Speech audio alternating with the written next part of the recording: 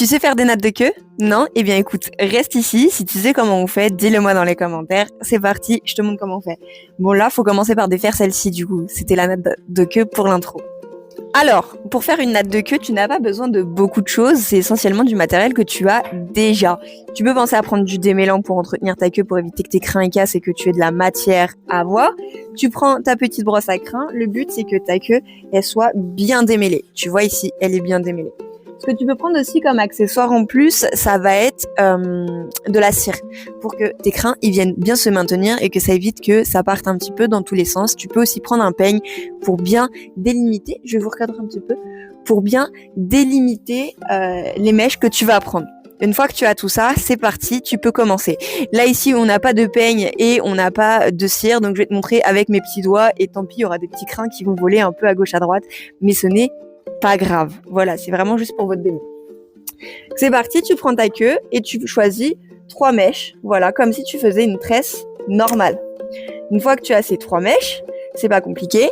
Tu fais comme quand tu fais une tresse classique. Donc tu fais un rang. Voilà, tac. Voilà. Une fois que tu as fait un rang, tu viens chercher une mèche sur le côté de ton coir. Voilà, c'est ici que le peigne aurait pu être intéressant, mais comme je vous l'ai dit, j'en ai pas.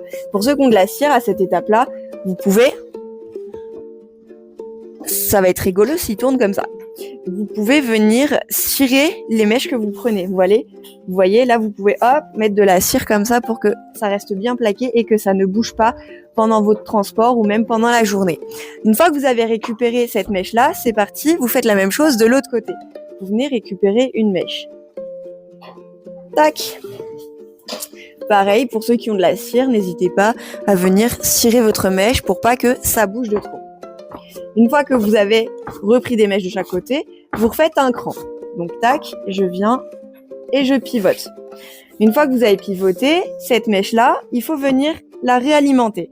Donc c'est reparti. On vient récupérer une mèche sur le côté pour l'ajouter à la mèche que nous avons déjà. Et on va faire comme ça de l'autre côté aussi. Tac. Et vous faites ça jusqu'à ce que vous ayez une longueur de tresse qui vous convient. Là, je vais continuer, comme ça vous allez voir. Vous pouvez prendre des mèches plus ou moins grosses en fonction de la tresse que vous souhaitez. Là, je suis partie sur des grosses mèches, mais vous pouvez prendre des mèches plus petites aussi, sans aucun souci.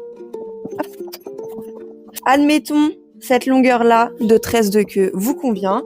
Vous pouvez terminer sur une tresse totalement classique. Voilà. Vous n'êtes pas obligé de tresser votre poney jusqu'au bout.